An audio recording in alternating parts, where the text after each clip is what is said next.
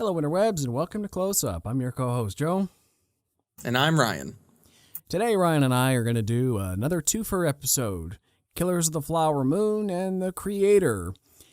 And you know we're old, out-of-touch reviewers because we're not reviewing the new Taylor Swift movie that's dominating theaters right now. We're doing the Scorsese film, the Gareth Edwards film, the quote-unquote real films. Don't hate me. I'm not going to see the Taylor Swift one, most likely. So... Just try not to anger Taylor Swift audience and you're fine. Yeah, nothing against them. Just didn't get around to that one. Also, admission time. I didn't get around to Killers of the Flower Moon either. Okay. I'm sorry. I haven't really been keeping up with movies lately. I haven't been to the theater in over a month and didn't realize this one was coming out yet. Okay? You got me. I saw The Creator over the new Scorsese film, Leonardo DiCaprio. I know. But Ryan saw it, and he's gonna spoil every ounce of it for me today, which is, you know what, I'll live with it. It's my bad. I didn't see it. So I'll try not to, but it's also based on a true story, so you're fucked anyway. Yeah, it's based on real events. That's why I don't care. So just spoil the whole thing. You're doing. And just do it. I've seen The Creator as well because I watched the first trailer they put up, so we're all good there. Ooh, shots fired. Shots fired at Disney marketing. Anyway, so I'll probably chime in to this Killer of the Flower Moon thing. Ryan explains style, just ask him questions here and there if I have any. But I'll let him take the reins for the next 20 minutes, half an hour, however long he wants to go on. This will probably be a shorter episode. Let's see. So I want to mark close up. Ryan, Killers of the Flower Moon. How was it? So I just got back from watching it today. I've had to change my whole when watching movie schedule because of new work and stuff. Long movie, 3.5 hours. However, every movie's 3.5 hours. Calm down, people. Now. I can hear people fucking type in the comments already. Calm down. It is a Martin Scorsese 3.5 hours, so it's breezy. The pacing, it's well done. The editing is phenomenal. It doesn't feel like 3.5 hours. It does feel like 2.5 hours, which is fine. That's what a Martin Scorsese movie was back in like the 90s and 80s. And for the people complaining, or not complaining, but it's weird because I feel like a lot of when people try to do, the movie just came out like on Friday, and a lot of criticisms about the movie is just the length of it and the filmmaking as a whole. And people trying to combat that criticism by saying like, oh, but it's a real life story and it needs to be dragged out a little bit, or it doesn't need to be dragged out. It needs to be told in every which way or form. I don't know if that's necessarily true from a filmmaking aspect. I've seen a million based on a true story movies. They don't need to be 3.5 hours most of the time. At that point, just make a mini series or a documentary. That'll justify it a bit more than a fictional telling. But hey, Scorsese's been around for 50 years in the film industry. He can do what he wants. I trust him. I don't really care as long as it's good, right? Yeah, exactly. I mean, I would have complained more about it if it was a bad movie, and it's not. It's actually, I think it's a good movie. I don't know about... It's so weird because my brain was so off today because I've just been kind of sleep deprived over the past few days. And waiting for Spider-Man. I'm waiting for Spider-Man. I've been mostly doing that. Spider-Man 2. It's great. It's great so far. I haven't gone through everything. I have a buddy who's already platinumed it because he's a psychopath. I'm talking about you, John. Anyway. But yeah, Killers of the Flower Moon. What to say? What to say without getting me accidentally canceled? That's the consideration. Huh? Talk about the white people. That'll work. That's true. Okay, I'm only going to talk about the white people. No. That's this a bad movie. Decision. That sounds.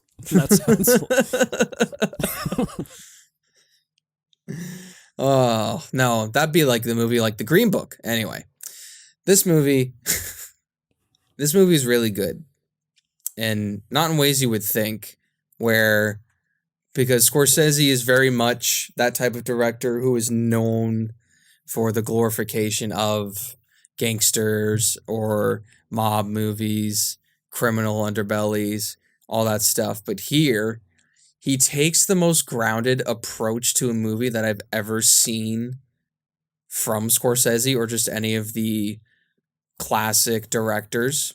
Um, there's really only one soundtrack that they use. I want to say like one musical cue, like one score thematically throughout the entire movie, and it works. I'm sure there's still little bits here and there. There's a lot of traditional native music in the film as well. The now again, as a white man, I cannot use my expertise to say how great the depiction of native culture was in this movie. But from what I've read and from what I watched on film, it was looked pretty authentic to me. It was treated with a lot of respect, both for the Osage people. Basically, if people living under a rock or just not paying attention when movies come out, like Joe, this movie's about the Osage murders from 1918 to 1931, and basically how they were a native tribe who had the land in Oklahoma. It was part of their county, and they discovered on their land a huge abundance of oil. And oil around that time was very rare and was kind of a new resource for Americans and pretty much the entire world. So, as greedy white people do back in the day, they basically schemed their way into these communities, had some of their white men and maybe women, that wasn't really depicted that much in the film, but I think it was mostly men, marry into these families and then slowly kill off native women.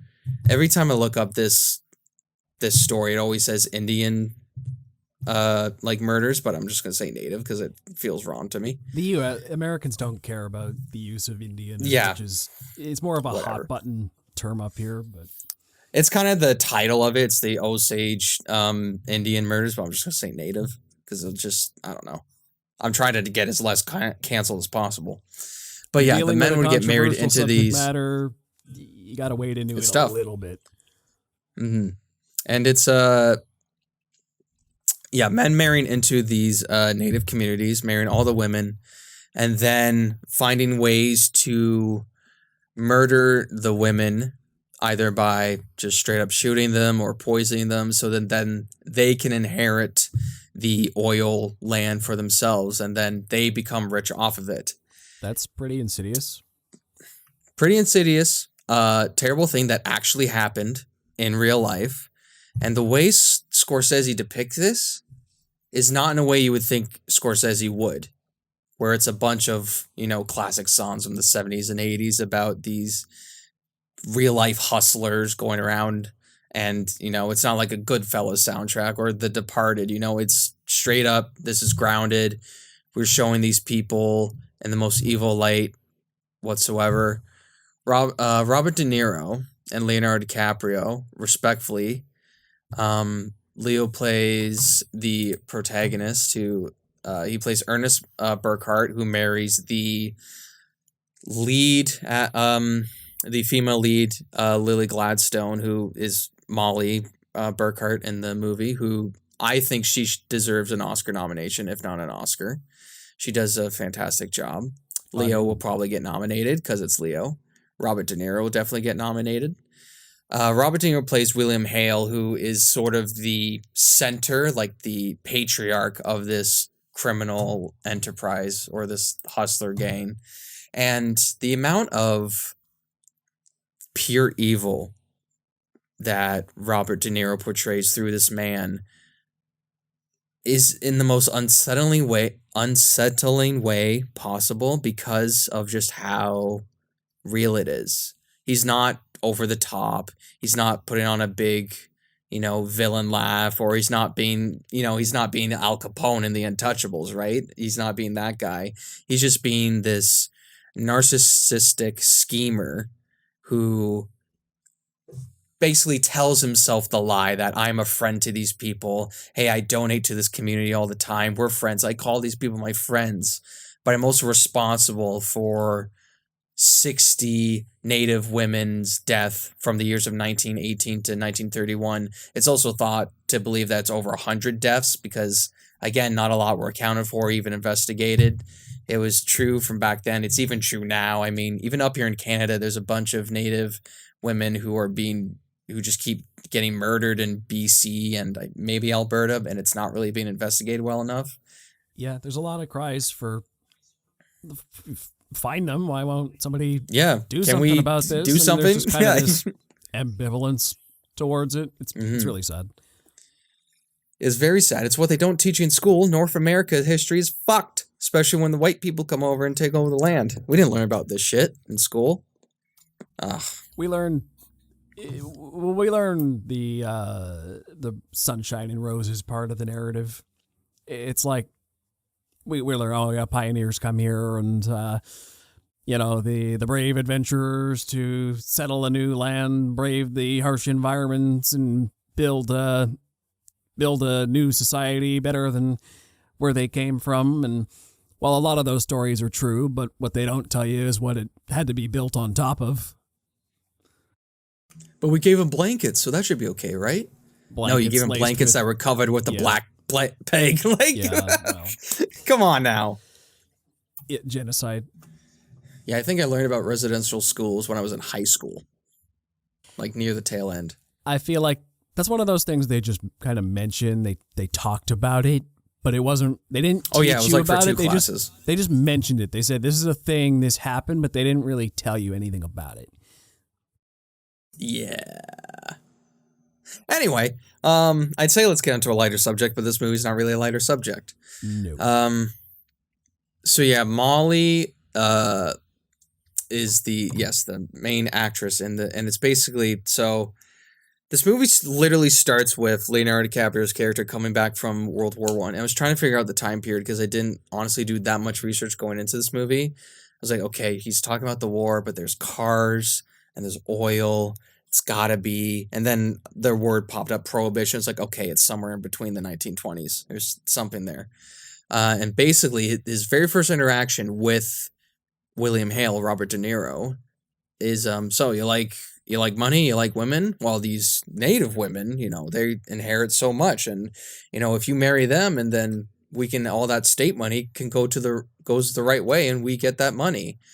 And you're just like, holy fuck, right off the bat, we're just already scheming. Like, there's no downtime. We're just already getting into it, which I appreciate. And I love from Scorsese. For a 3-hour movie, you may as well just get into it. Don't might dawdle. As well. Yeah, and it basically goes over, it mainly focuses on the murders of Molly's intimate family and all of her sisters.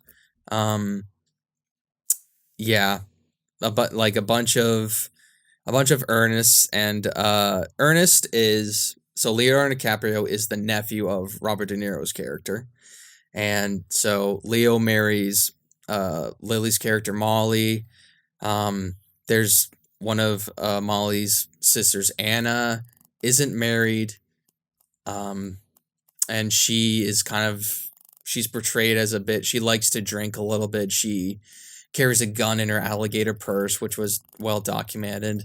And apparently, I don't know how well it is correct in real life, but she was depicted in this movie as a bit of a loose cannon to someone. And I guess that pissed off, the white men. So they take her out in the woods and they shoot her in the head. The murders that take place in this movie are brutal, but they're brutal not because of the glorification of them, because of the realism that they are. Especially with Anna's murder. And you actually see the murder more so, she's killed off probably in the first hour of the movie, but you don't see the murder till the end. It's a wide shot the entire time. It's one take. And it's just two guys taking her to the woods. She's hammered. She's like, "You guys are gonna kill me." He's like, "No, we're not. No, we're not." It's like, okay, sit her up, sit her up. It's like, you're fine. Sit her up. One shot to the head. She falls over, and then they just stand there and just look at her body, and it's just quiet. It's dead. There wasn't many people in my theater at a 2:30 screening this afternoon, but it was dead quiet watching that. I was like, Jesus Christ. Like, I felt like I saw an actual murder in real life. It's interesting. So props to Scorsese. Well, it's interesting that he chose to take an objective point of view with that. I guess to get in there with any camera angles, really focus on certain parts, it would nearly feel like adding a stylistic element to a real life murder in a way that maybe would feel disrespectful, glamorizing it a certain way, adding Hollywood tricks to it, as opposed to just, let's just set up the camera, show you how it plays out, as if you were a bystander, and feel about this how you should feel just watching this play out. It's exactly. It seems like a good choice, all things considered, what he's trying to balance here. Oh yeah, it was an excellent choice because it was way more impactful than, I mean, I'll just say it, as glorification Scorsese murder thing, like in Goodfellas.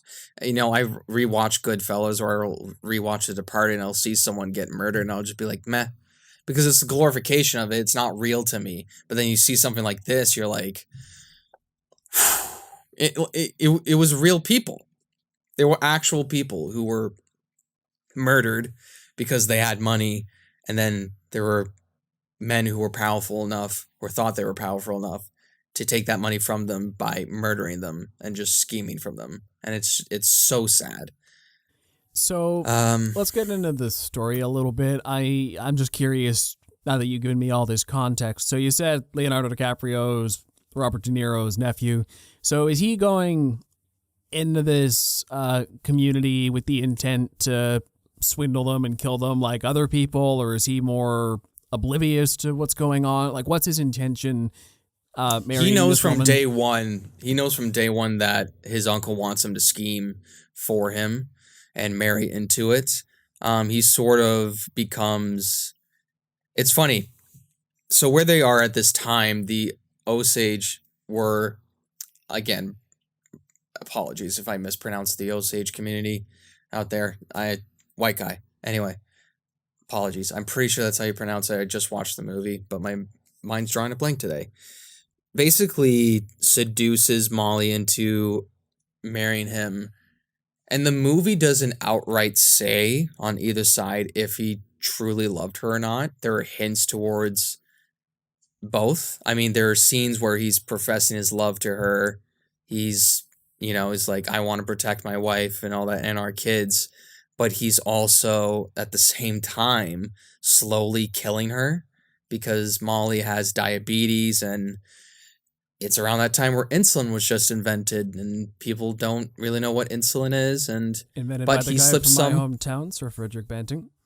Mm-hmm. They actually name drop Toronto into the movie, which is funny. They don't name drop him, but he also slowly slips poison into the insulin, so she's slowly dying over time. And this is where I think Lily Gladstone will win the Oscar, or at least get nominated, is her portrayal of, over the few months of the growing sickness from the poison. She does a phenomenal job. I mean, there's not much I can talk about, but back to the story.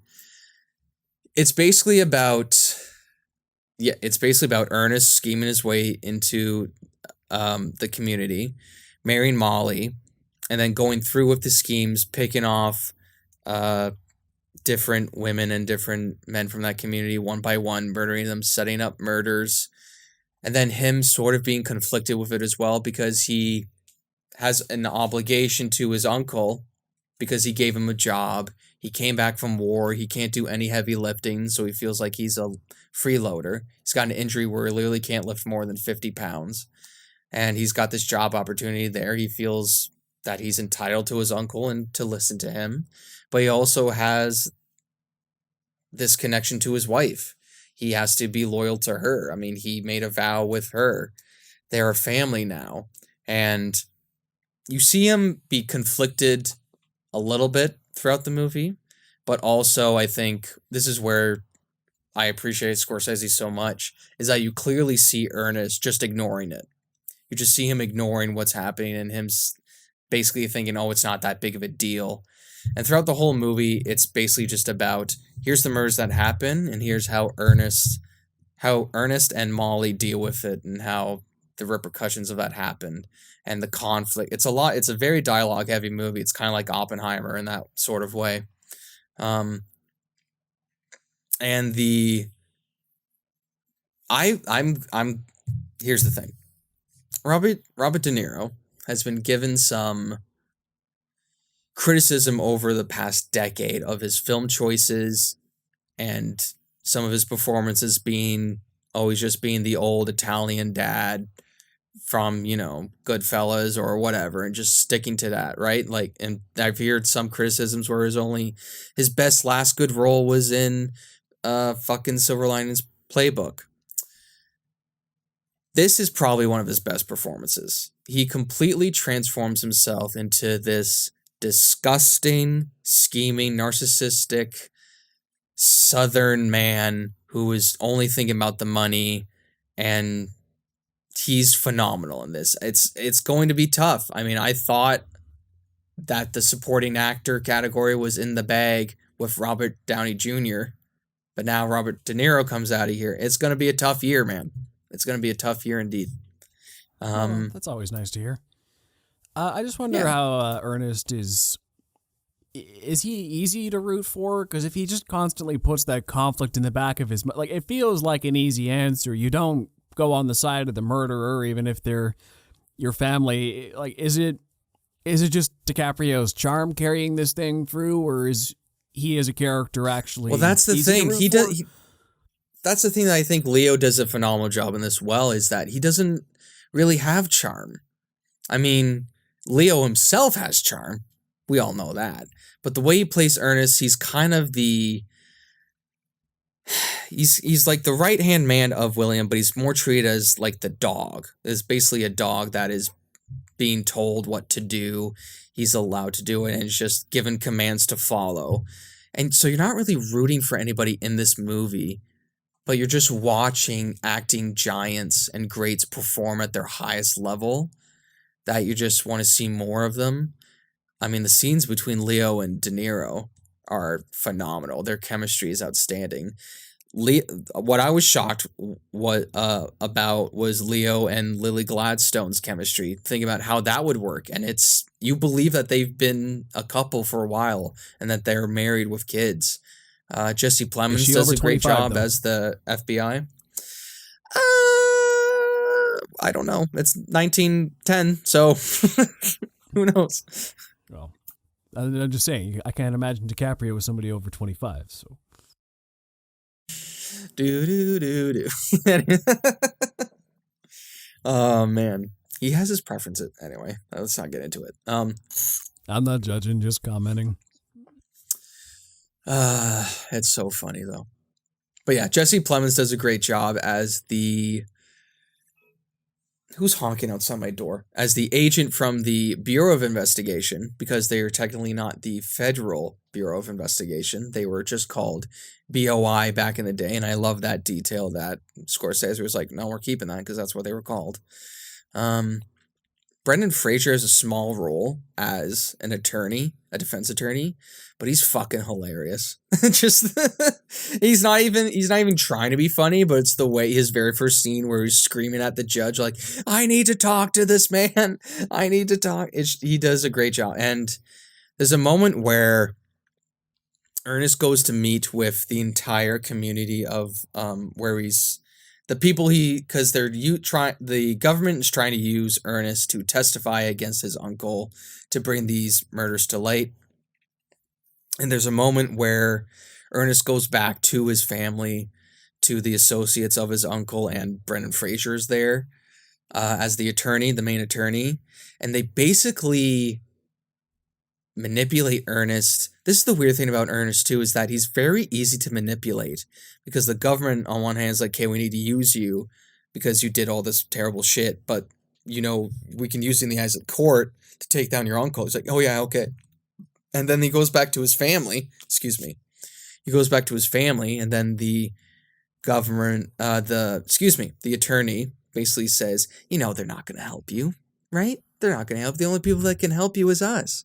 And if you testify, who knows what could happen to you? And they basically scare him into not testifying. And so there's a little bit of a while where they go back and forth in court, but then ultimately he does testify against his uncle.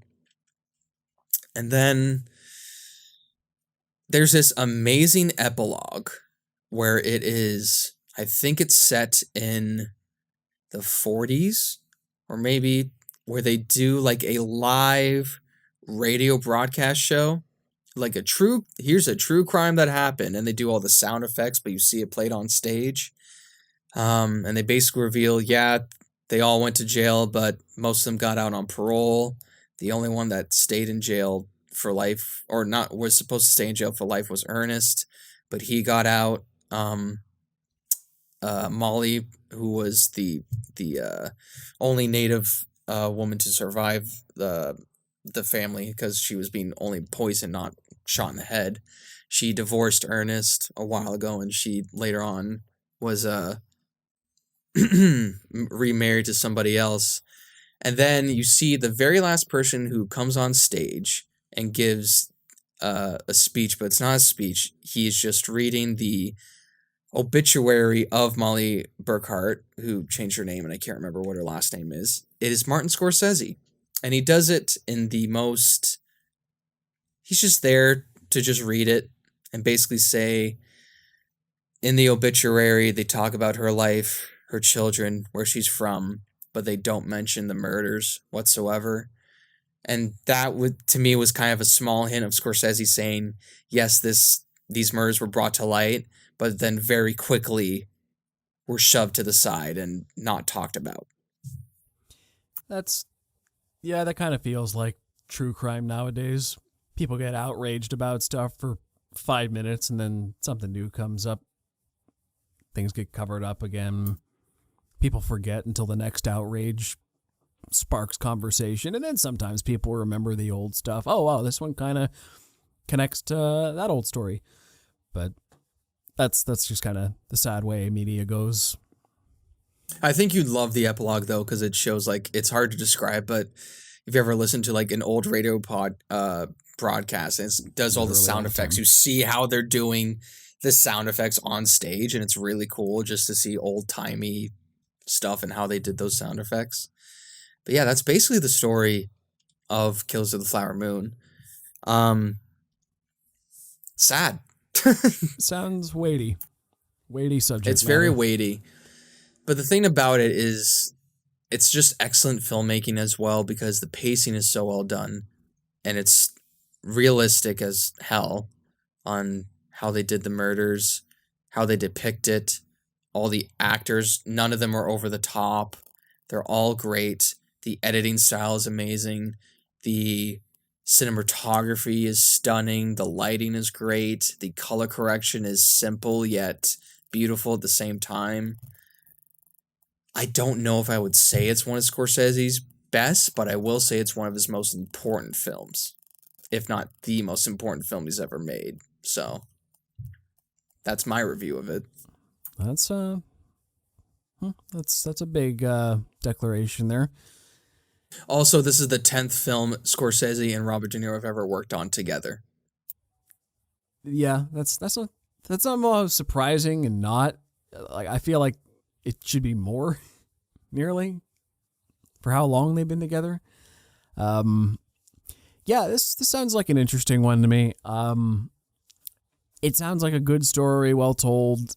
It just doesn't sound like something that needs to be 3.5 hours, though, after you've kind of given me the rundown. I don't know where, like, I can see maybe 2.5, but I don't know where that extra hour is coming in. I don't know if I'll feel like it's really worth it. But, yeah, you'll probably hear my thoughts on this one come next Leisure List in a couple months. Well, the thing is about the length. The thing is about this length. of this movie is that it just takes its time, and it takes its time well. It's not like they took every scene they ever shot and thrown it all together. They allow time for the scenes to really play out, allow actors to explore the dead space, explore the dead air, to not be afraid of the silence. I was taught that in acting school. Like, don't be afraid to take a beat here or there. And just how they analyze each other, and how, especially just and specifically, how the uncle interacts with Ernest, and how he's basically saying, I want you to integrate yourself into this community and then murder all the women, without actually saying it. Like, giving him a look, and then seeing DiCaprio's performance, like taking in that information and sort of like nodding, understanding. Just little stuff like that, I think, is what add to the runtime, but it's also what makes it perfect at the same time. Is it is a little long? Yeah, but I've also seen some complaints where it's dumb complaints too, like Marvel fanboys or whatever. Like, it's not like entertaining. It's like, well, you don't. The movies like this don't need to be entertaining. Some movies can just be what they are, and not every movie that is good is entertaining. Like, entertaining, I would never call this movie an entertaining film. You know what I mean? Like, I'm of two minds on that. I think I don't need entertainment in my movies, in that, oh, I need to feel like explosions and quippy dialogue back and forth, like really like riveting stuff, keeping me like my synapses are always firing, always like visual stimuli overload kind of thing. Some people see that as entertainment. This doesn't sound like that, but I hope it's entertaining, at least in, oh, well, it's kind of slow and methodical, but it's given me time to think about real world issues, putting current problems in the context of a story from 100 years ago, how much have things changed from then to now, that kind of thing. Like, to me, entertainment is still making my brain work in some way, whether it's right, making my brain work thinking about history and our place in it existentially, ideologically, or if it's just mindless synapses firing and stimulation. It's a different kind of entertainment, but a movie that doesn't give you anything isn't worth my time. To me, that's just boring, and there is a difference. I don't want to be bored ever. Yeah, that's not this movie. I was more so talking about like the entertainment, as in the synopsis of it. You know what I mean? Like, that's where I think some people kind of lose the point of what a film is. You know, it doesn't have to be a fucking big battle every time, or a fight scene every 15 minutes, or, you know, an endgame portal opening up. Like, you can just have a grounded, realistic movie and still be... it's the weird thing. It was like, entertained is not the right word for this kind of movie.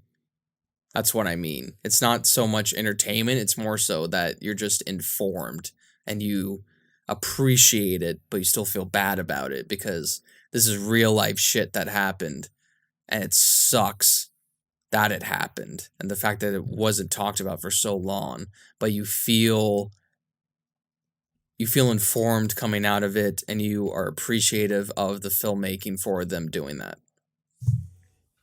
Yeah. Yeah, I can see that. I'm hoping it's, once again, my definition of entertainment is more, it's just making my brain work. To me, that impartial kind of... Well, you have your own dictionary. We've learned that over the past 70 episodes. No, well, yeah. But for me, that kind of impartial, this is just what's happening, that feels more ripe for a documentary. I don't really care to see that kind of style in my film, like in a Scorsese kind of style. Like, to me, there's movies and there's documentaries. You can tell stories in an impartial way, but when I'm watching a documentary, I'm not expecting to be quote unquote entertained. I'm watching it for information. When I watch a movie, I go in with different expectations. Not to say that it can't also be informative, but I feel like there's a different bar for presentation that a movie's got to meet. And I don't blame those people who are too bored by something like this. I haven't seen it yet, so I hope it's not I hope it's not as boring as I worry it might be perceived, but I trust in Scorsese. Your opinion if it's good. Just, yeah, I could see this going either way, though, just based on your description of it. Like, I'm sure it's good. Like, it's objectively good, but may not be what I'm looking for out of a theatrical experience. If you're going into this movie thinking you're going to get the Scorsese stylization, you're not. Yeah, so there is a chance I might come out of this a little more critical than you. Oh, 100%. We'll see. I saw a funny comment where it was, I'm going to name drop them right now, the Escape podcast, where it's those two Marvel guys and the fanboys they talk to you about all the time, and one of them has the worst takes ever. And that's one of his takes was about the entertainment factor of this movie. And then someone in the comments said, oh, he needed like a time lapse of someone playing Subway Surfer on the side so he could be entertained while watching it.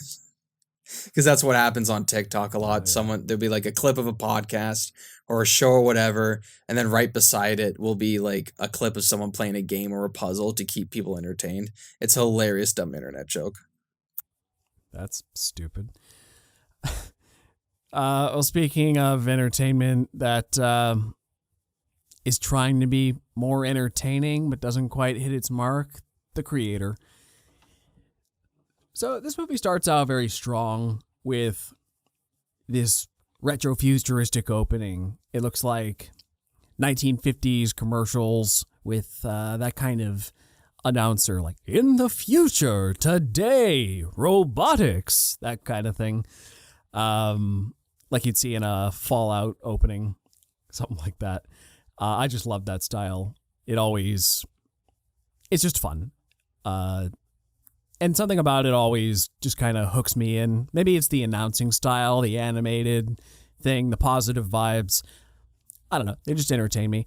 But so it starts off with, it nearly looks like real footage, the way the film grains on it. And it's talking about robotics and the rise of artificial intelligence and how the basics of it evolve into something that became more useful, and then it keeps going, and then you start realizing, oh wait, this isn't actual footage, this is just made to look like old footage, and the stuff that's made to look old is actually just like robots from this film, and things are getting weird, and then LA gets nuked. Oh, okay. That escalated quickly. Good. The place is a cesspool anyway. That's what I've heard. Yeah, so this is set in about the 2060s. And so what happened was after AI nuked Los Angeles, the United States and the entire Western world banned use of AI because they're like, well, we already got one city nuked. That was a pretty big blow. We're not going to let this happen again. So we're banning all AI. Asia didn't, though.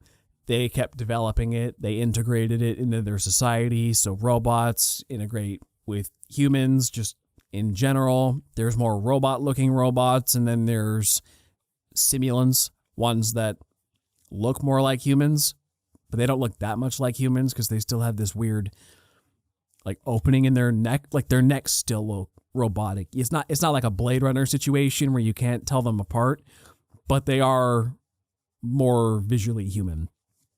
So Asia's still been developing these under the titled Creator Nirmata.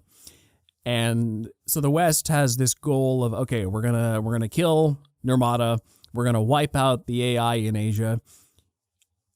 You know, like, we're not at war with Asia, to be clear. We're at war with the AI in Asia that they're harboring. And that's a clear distinction we're making here.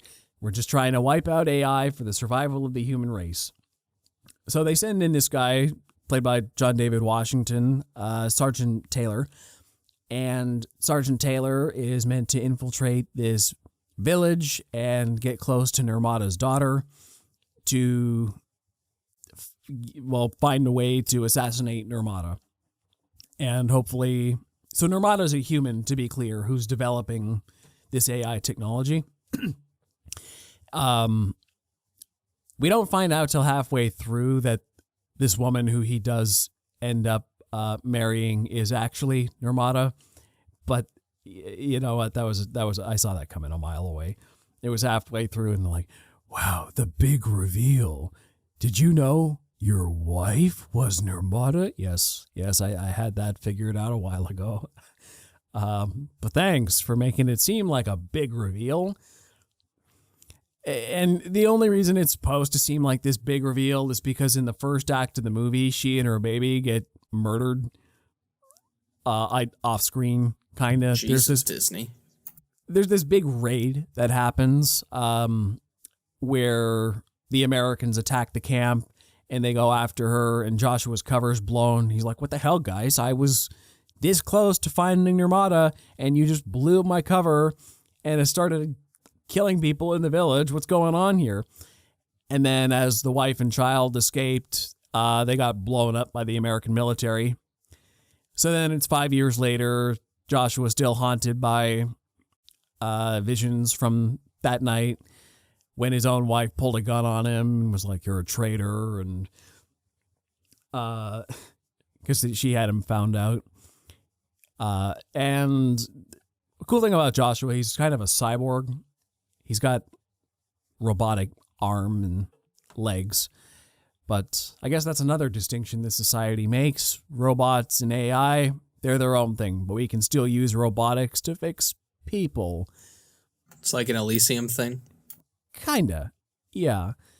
It's not really acknowledged at all where his cyborg parts come from, but it is interesting that he is sort of one. He's missing an arm and a leg.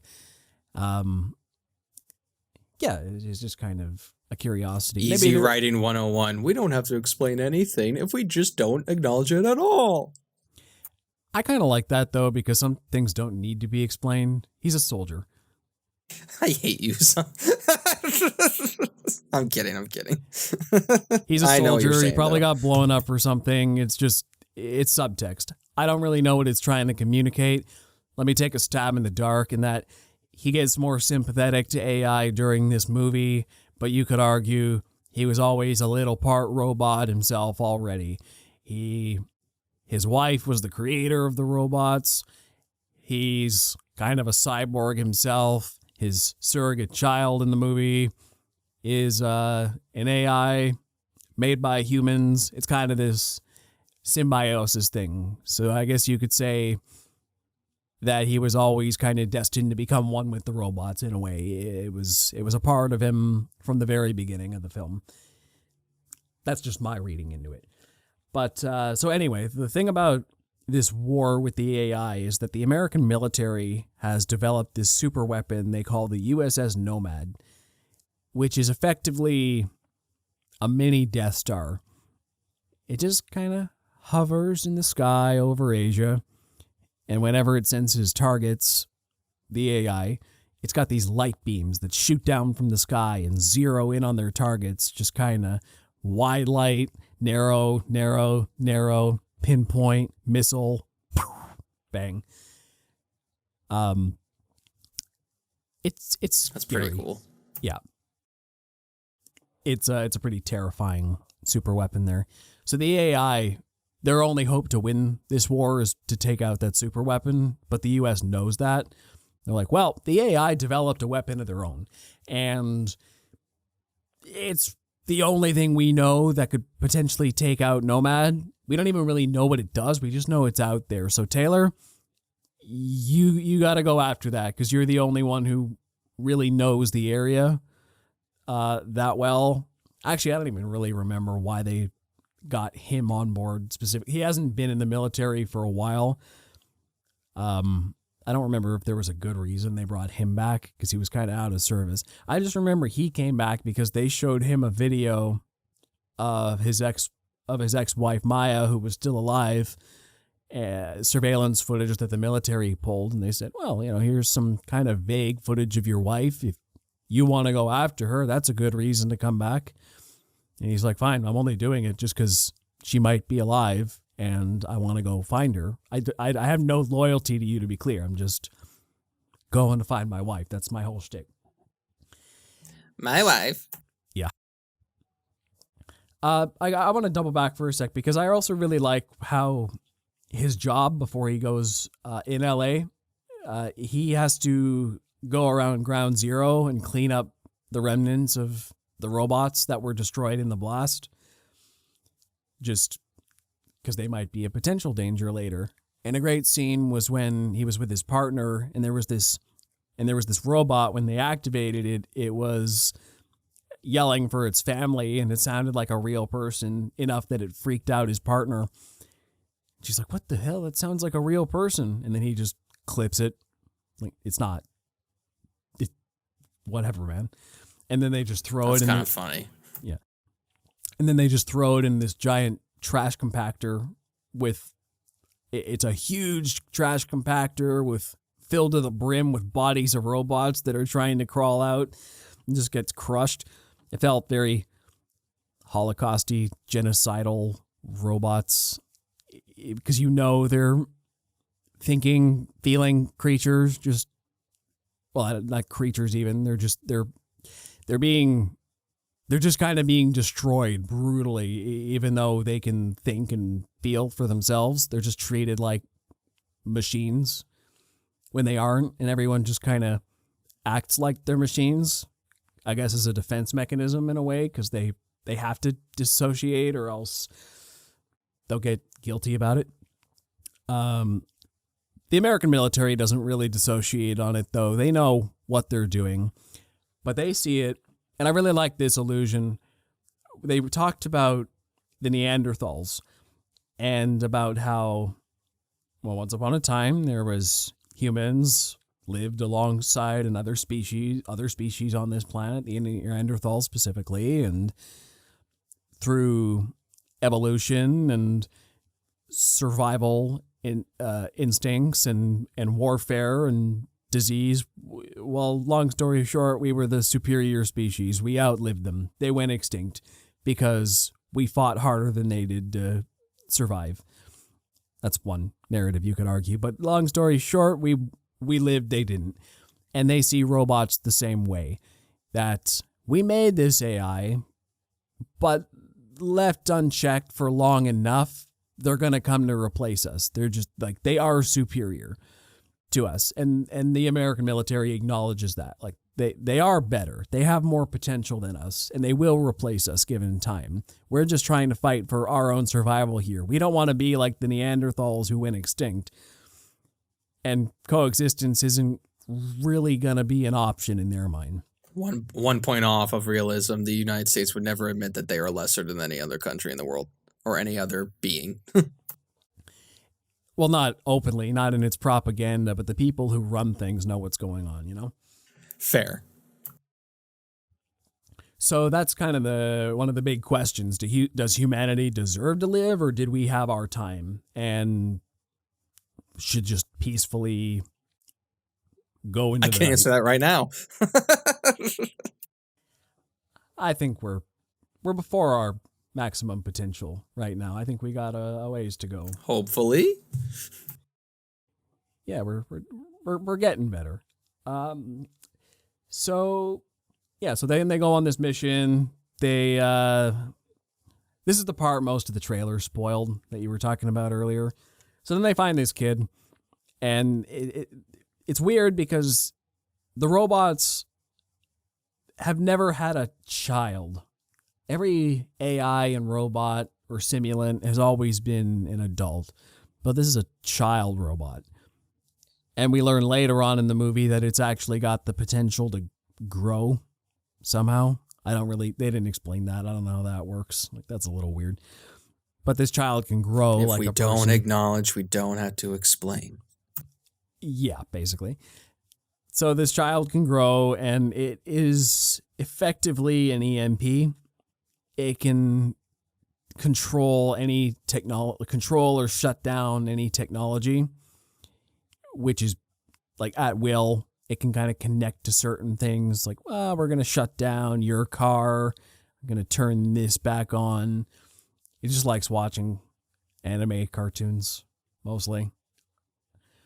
So Joshua Taylor finds this, and it's like, okay, well, you're just a kid. You're an asset, but I guess I'm a little too guilty to kill you right now. I don't really care. I'm here to find my wife, and they said you knew where she was, so I'm just kind of gonna protect you until I find her. So then he takes the kid and goes rogue from the military, and his colonel and her right-hand man, they're like, oh, well, he defected, so screw him. We're going to go after him. We're going to find the kid too, and we're going to kill the kid because that'll ensure our survival. And these American military are real dicks. You know, there's this one scene where they're interrogating these people in the village to try to find the entrance to this secret lab, and he's got the gun on the dog's head in front of this little girl. He's going to kill her dog right in front of her. She's screaming, she's crying, and he doesn't care. He's like, just tell me where the entrance is. No remorse whatsoever. It's not very nice. Oh, okay. You're the kind of people who will traumatize children just to get your aims, and you don't even care. So they're kind of, I don't want to say they're cartoonishly bad, but I feel like they lacked some nuance. In the beginning, like I said, I like their argument that we don't want to be like the Neanderthals. We're trying to fight for human survival here.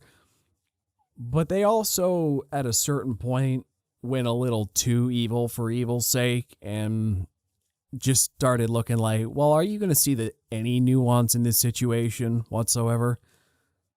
Doesn't look like it. One interesting thing I noticed about them, though, is that the robots who weren't looking like humans, they had this design to them, and they were police.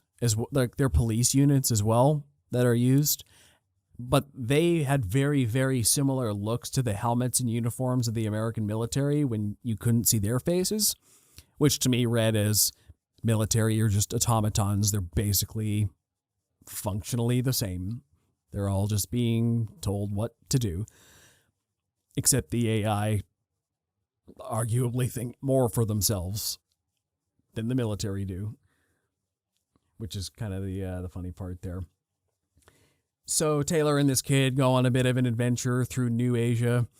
They're trying to look for his wife. They run into his old friend. They run into the simulant rebels who are just trying to survive. And Ken Watanabe is one of the leaders of them. And I gotta just single him out right now because he's the only actor in this movie with any charisma. The moment he came on screen, I'm like, wow, I care about you more in 1 minute than anybody else. An hour and a half in, or whenever he showed up. Yeah, he's pretty great. I love Ken Watanabe. He's always just solid in everything he's done. He's got the most iconic line of our generation. Let them fight. Yeah, I knew it immediately. I remember watching that movie in the theater and being like, really? Because I was kind of pretentious back then. I still am. But then like years later, I was like, nah, it's a good line. Well, what else is he going to do in this situation? The military's not going to fight. I don't remember what it was. Was it Mothra? Godzilla. No, the one he was fighting. I don't remember. It's the first Godzilla. Godzilla was fighting like they weren't even named. It was like two smaller monsters, like nameless monsters.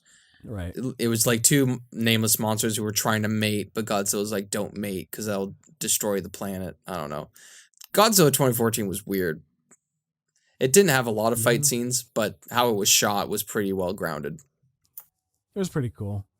Has one of the best teaser trailers of all time. Anyway, back to the creator. Yeah. So, yeah, this kid kind of knows she's in danger, but I was talking about the acting. Yeah, I didn't care for the acting in this movie. This is the movie that made me realize I'm not a fan of John David Washington. I've seen him in about 3 things.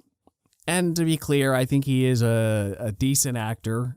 He does what is needed. I just feel like he doesn't have much range as an actor, though. I feel like the three things I've seen him in, he's effectively playing the same role, which is kind of like the first time I saw him in Tenet, I'm like, okay, I blame the writing mostly. And then I really liked him in Black Klansman, but he wasn't the standout performer in that one. And then he's in this one. And have you seen Malcolm and Marie? Have not. Yeah, that's the movie with it's basically just him and Zendaya, and it's like a play, like a kind of a, what do you call that when it's set in one location? Not a bottle episode. That's for TV. What do you call that? I don't know what you call it in a movie or play. Damn, I know. I think it's called something, but in TV, it's literally a bottle episode because it contains in one place. But it's just them acting their shit off, and he's a shitty person in the movie, but he's a little charismatic at least, and he's kind of funny at the same time. Yeah, I just find he lacks charisma. It's not for everyone though. Yeah, like I said, he does his job, but I didn't feel an emotional connection to his character. And I'll tell you part of the reason why is because his whole motivation for the movie is, I'm going to find my wife. And it's hard to get invested in that when we only saw him with his wife for maybe less than 5 minutes. And those were the first 5 minutes of the movie before the wife allegedly dies. You're hinging the entire plot of the movie, the entire emotional hook on that first 5 minutes, which wasn't even that memorable or particularly well presented. So if unless you were super into it in that very beginning, there's really no reason to care. You're just kind of watching him. Do you think if it was better, if say the two actors had more chemistry, or if it was presented much better, you would have been hooked more, or you still needed more time? Because that's one of those things where I think about yeah, that should have been explored more, but okay, I get he wants to get to his wife, but also we didn't see much of their relationship. We just know that they're husband and wife, so we don't emotionally care about these two, really. Exactly. I mean, chemistry was kind of an issue, come to think. I mean, John David Washington and Gemma Chan weren't sparks flying off the screen or anything.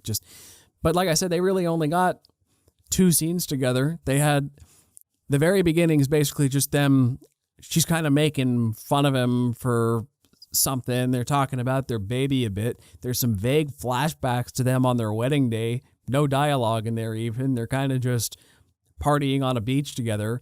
There's the brief confrontation where she pulls the gun on him and is disappointed that he was a mole for the American military, and then she runs away. That's barely a confrontation. And then they meet again at the very end of the movie, and that's basically it. There's nothing there. It's all exposition, building their relationship out. You don't see why he cares about her so much. She's not even a character, really. She's an idea nearly a MacGuffin that they're all trying to find. So that just takes the emotion right out of it. If we don't acknowledge. No, I'm kidding. It's completely different. There are some times, I'm going to say Star Wars is a great example. Star Wars A New Hope, that movie didn't explain crap. It just starts with 2 ships flying. You see a little one, you see a big one. They're, one's an underdog. You see these guys in white helmets. You can see the rebels' eyes. Okay, the ones you can't see the eyes, they don't have a soul. It's dark. It's okay. They're all in the same uniforms. They're some kind of, they just kind of look evil and, what's the word I'm looking for? Just, lifeless, they're just all soulless. They're just all the same thing. I can't think of the word. Anyway, they're just this one, I'll say monolithic empire. The giant guy in the black costume and cape comes out. They talk about the Imperial Senate being disbanded. They're just desperate to get these plans to something you don't even know. Just from scene 1. And then later we're hearing about the Clone Wars. Your father was a Jedi. Oh, what's a Jedi? That movie doesn't explain a lot, but it's all you can fill in the gaps. It doesn't really matter. It's like when it comes to lore, when it comes to like they don't explain what lightsabers are either. It just kind of is what it is.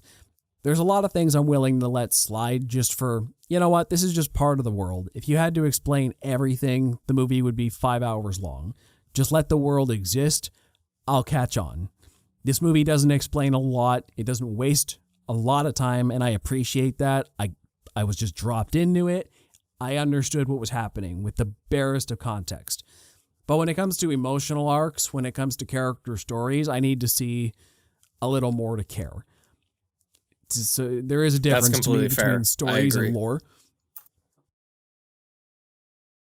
Yeah, so... And speaking of that, the resolution is awful. It basically ends with Sergeant Taylor sacrifices himself to save the kid, and they have this. Seen it. They have this. I love you moment, and I'm like, that's not earned at all.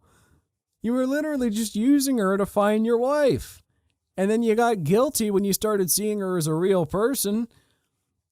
I'm like, okay, you drop little hints. You're using gendered language now. You're calling her a her, not an it anymore. Whatever. Okay, I like that. There's some subtlety there, but what if John David Washington like goes up to the AI little girl and his dying words, "Don't be what they made you." That was it's impossible. I'm an AI. Like, it was close.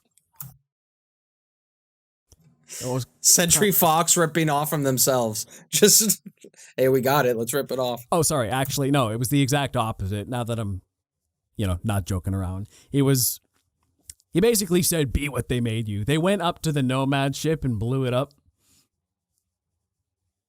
Nice. They blew up the American military ship, which was absolutely so stupid, by the way. So when the American military finally catches up to him, they don't arrest him for being a traitor. They just bring him back home, and they're going to kill the kid. But they're like, you know what? We'll let you pull the trigger because she's comfortable with you. And then he just stuns her, basically. And then he's on the car ride when they're taking her body to this funeral that they're having for her for some reason. Like, why would you care about this AI machine? Why are you giving her some kind of burial at all? Or just destroying the body? Basically, like, why are you letting him on this caravan?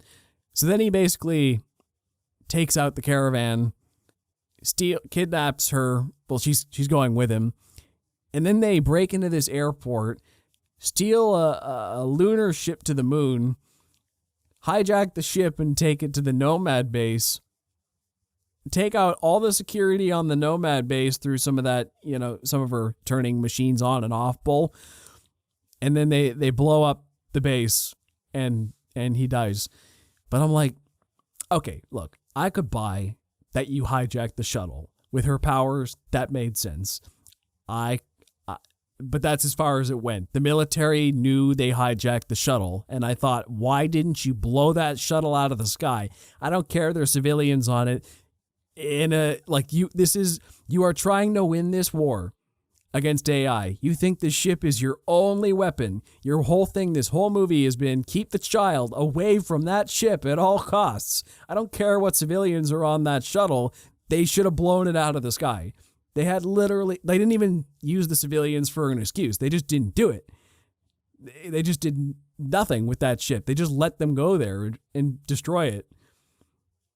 Basically, as soon as, it's funny, I watched this movie with my mom, and afterwards, when we came out of it, we realized that as soon as they came back to America, we both checked out completely. Before the third act, we weren't even really paying attention because it just got so ridiculous so fast. It was stupid. You should have went next door to watch the Eras tour. I probably should have. Yeah, it was just ridiculous. Like, none of the emotional payoffs landed at all. I barely wanted to pay attention to it. But let's get into some good stuff, though, because there was a lot of stuff I did like. I've been complaining about it for a while, but I did like it. It looks pretty. Gorgeous. It's probably the prettiest special effects heavy movie I've seen all year. Blows a lot of things out of the water. I'll say Marvel because I pick on them a lot. Prettier than Ant-Man and the Wasp, Quantumania? Night and day. The production design, what was his name? I wrote his name down. Steve Madden. James Klein, production design. He did an exceptional job on this film here. It's I love the cityscapes of the United States, the camps of New Asia, the AI labs, the Nomad, the costume designs of the military, the vessels, the giant police tanks they use, the weapons, the combat, just everything about the production design was gorgeous and rendered beautifully. There was only literally, by my count, one uncanny valley shot in the whole movie. Everything else was extremely convincing for me. Like all the robots, even the simulants, the robot human blends, everything was perfect for my eye, basically, except for this one weird shot of a Matrix-like octopus monster that just that didn't work for me. It looked a little too rubbery. Everything else, I'd be shocked. Well, I do think it was some CGI or CGI enhanced. I do think a lot of it was practical, but if it wasn't, my mind is blown. If it was as much CGI as I think there might have been, they did an incredible job. Although I did notice earlier on in the movie, they were using a whole lot of close-ups and medium shots, which for my money, they were trying to hide the backgrounds so that they didn't have to show too much of it. Shh, don't give away the magic trick. Don't give it away. I just couldn't tell if they were doing that because we built practical sets, but they're not that big, so we can't show these grand vistas without doing special effects, or our green screen doesn't look as good as we want, so we're trying to minimize its use. I couldn't tell which one it was. It nearly looked like it was practical sets that they just couldn't make big enough as they wanted. Maybe no one wore pants that day, so there was a no pants day holiday, so they just had to do the medium and close-up shots. Going back to Star Wars, they pulled a Peter Cushing. Oh, jeez. Yeah, you know that story. Where he had to wear the slippers because he didn't like the boots. It's Tarkin. Yeah, so let's see. What do my notes say as well? Yeah, ILM did the effects, of course. They did a fantastic job. Let's see. The pacing was god-awful. I walked out of the movie, and we started the movie at 4. It ended at, it was 2 hours or so. And then my mom and I were like, oh, that movie had to have been like 3 hours. Like, we could have seen Killers of the Flower Moon, but we chose against it because it was 3.5 hours today.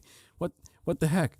Oh, why did we go to this 3-hour movie? It's only 6 o'clock? That was just 2 hours? What the? Oh, man. So it was a 2-hour movie that felt like 3. That's an accomplishment. But let's see. That's wild. That's actually wild to think about. How a 2-hour movie feels like 3 hours. That's wild. Actually, I've only felt that once, and that was the live action Aladdin. They got through all of the shit that they did in the original movie, and I was like, fuck, we gotta be wrapping up here, because it was near the end of the original. There was an hour left. I was like, oh my god, I can't do this. Yeah, I haven't seen that one, but I know the feeling. Directed by Guy Ritchie. You're right. Put his name on the cover. Let's see. Gareth Edwards directed and did the story for this one as well. I thought his director. Yeah, that was big on their marketing. Director of Rogue One. Yeah, I could tell because it had the same kind of color palette. Like I've seen this look in a movie before.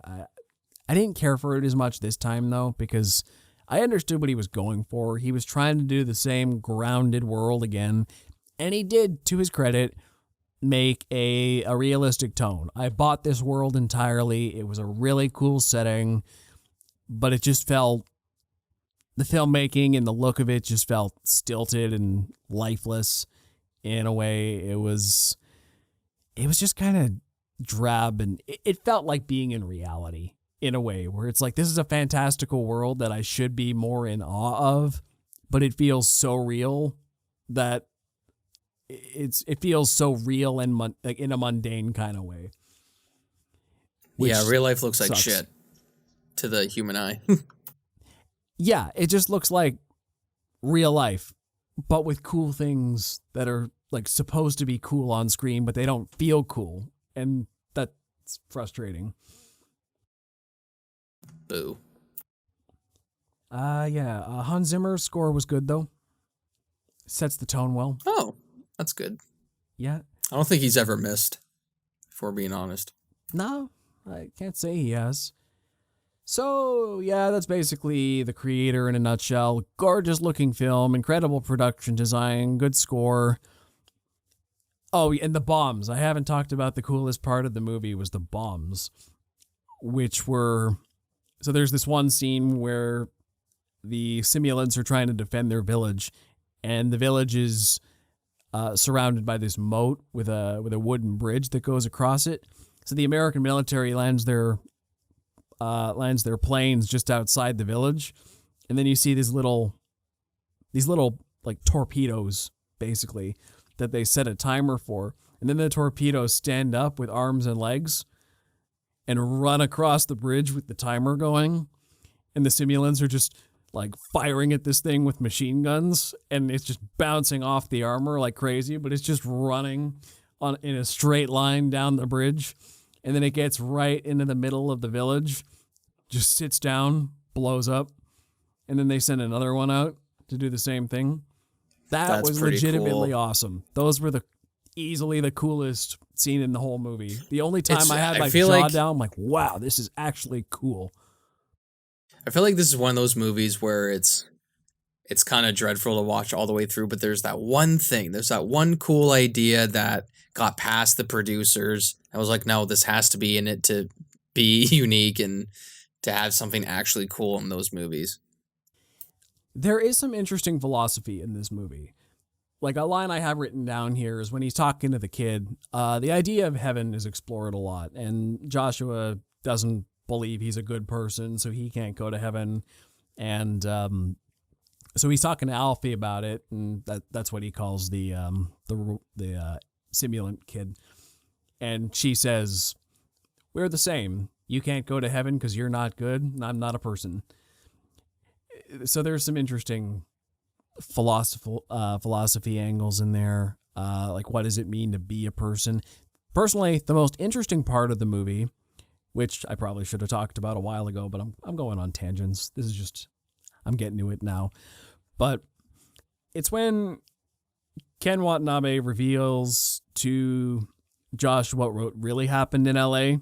He's like, did you know that the bomb going off in LA wasn't even our fault? That was a coding error by the humans. And you know what would happen if we won this war? Nothing. We don't want to kill you. We just want to survive and live in peace. That's it. It's just one monologue in the movie, maybe 3/4 through, but I thought that was the most interesting part of the entire thing. Just this, for multiple reasons. For one, it's one of the only AI-heavy movies I've ever seen where the humans are preemptive about it. Oh, crap. Like a bomb went off one time. We should probably shut this AI thing down before it gets worse. In most things, humans wait till the last possible second when AI wipes out most of us. So humans were actually preemptive. Score 1 for that. Score 2, the AI doesn't actually want to wipe us out. It doesn't really care. It just wants to survive and coexist and be allowed to thrive however it will. It's perfectly coexisting with the people in Asia. Like they police robots work alongside regular robots. AI is integrated into their cityscapes, their advertising, just the culture in general. Human roboticists and robots work hand in hand. Their romantic partnerships. It's just normal there. There's a symbiosis in that culture, and it works just fine. But the Americans are scared of it and just want to wipe it all out without really giving it a chance. So it's interestingly pro AI in this era of caution with the new technologies that are getting better and better all the time. Cool. Yeah. So there is some interesting ideas in here. It's just, I think it's a movie to watch if you're bored. I wasn't especially entertained. A lot of it outright bothered me, but it did provoke some thoughts. It did have some cool moments. It's a really unique world, and it's well shot. It's well directed, mostly. It's a movie that should have been great, and that's why I'm passionate about it, and that's why I'm talking about it so much. It should have been great. All the pieces for a classic were here, and it just didn't turn out, and that's very disappointing to me. I'm just very disappointed in this movie. It should have been so much better. Right. It looked like, this might be a little bit of a dig at the movie, but it looked like the same aesthetic as when Elysium and Oblivion came out, and that couple of year gap there where it was like post-apocalyptic space-y AI robot Earth fight with two male leads, I should say. Oblivion is definitely underrated. Elysium, I was almost on at the time. Oblivion's actually pretty good. I saw that in theaters with a couple buddies. I like the aesthetic of that. And I think, again, I could be wrong, but that was one of the first movies to actually use the volume. When they're up in their like sky apartment. Because if you think about it, their entire apartment is glass and doing reflections and visual effects. Sucks. That's why it was terrible in Attack of the Clones. The reflections. So like, what if we just made a giant projector screen and then they're just there? I'm like, huh, smart. I don't think it was called the volume back then, but it was like the alpha of the volume. No, that was like 2014. That was too long before the volume. It's like 5 years before it became officially a thing. I like Oblivion. Oblivion's good. Elysium tried. It's got cool effects in Elysium. Yeah, Elysium is another one that should have been great, but just this Elysium. I think Matt Damon's funny in it though. He's got some funny moments. Yeah, Elysium is the closest movie I could probably compare this to. It's a sci-fi thing that's got really good moments. Might become a cult classic somewhere, but should have been better. Yeah. I'll probably catch it on streaming. Yeah, I'm just disappointed. I still have to watch Barbie, though. That's another thing. Barbie is delightful. Yeah, I've seen clips of it around YouTube and all that, and I'm laughing every time. It just looks like a fun movie. I don't know what incels are complaining about. It looks like fun. Why are you complaining? They're complaining because they completely missed the message of the movie. And it's funny, every time I hear... That's the point. Every time I hear complaints about Barbie, they're complaining about what they think it's saying. And I'm like, no, that's not what the movie was actually saying. You completely missed the point and you're getting mad about it. Oh, man. Yeah, I'll definitely watch it sometime. Because what we're going to do in a couple months are 2023 top 10 movies or top 10 film things or media things. So probably Barbie will be up there. I have a few on my list right now. It's not fully complete, but there's an asterisk beside it because there's nothing that's been great lately. Yeah, well, now we're getting into... Oh, I mean, we got we're getting into Oscar season, baby. We just have to get through Halloween season first. Oh, fuck's sakes. We gotta get through a few old Halloween franchises, such as Saw. I think a recent Saw movie came out. There might be a Chucky thing coming out. I don't know. I heard the Saw one was good, but I haven't seen any of those, so I'm not invested. I've seen like my buddies used to do this weird thing, not a weird thing, I guess, where we would start one horror movie and then watch the entire series of it in one night. That was just like a thing we did at sleepovers. So I've seen a bunch of the Saws. The first one I would actually say is pretty good from just a filmmaking standpoint. I've heard the first 3 or so are good, I think it was. Yeah. And then it starts decent. diminishing.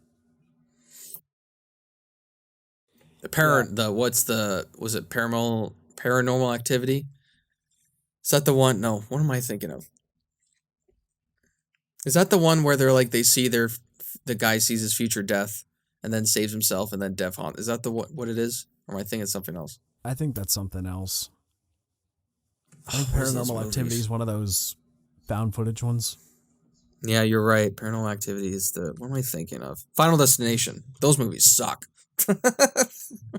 I don't like those movies. Yeah. All they did was traumatize people from driving behind one of those wood trucks. Yeah, those things come into my work many days. Your entire I'm just work around is them a wood. lot. Yeah. Yeah. We Just don't drive behind it. We threw you in the log splitter and for our last film. That's coming out November 4th. Yeah, you almost tried to shoot me too. Anyway, well, let's wrap it up here. You can we're gonna leave it there. Just be like, what? Don't worry about it. I'm alive. Watch you can the find film. me. Battle for find Blood. You'll find that's a great graphic design, by the way. That was great. You can find me at Ryan Walker Official on YouTube, TikTok, and on Instagram. And you can find me on Instagram, TikTok, and Facebook at ThoughtPlane Media. Also, check out Close Up with Ryan and Joe Facebook page for latest updates on the show. If you listen to us in audio, check out our YouTube channel. And if you're on YouTube, find us anywhere you get your favorite podcasts. We hope to see you on the next Close Up with Ryan and Joe, where we debate AI in the film industry, present and future. Till next time. Take care.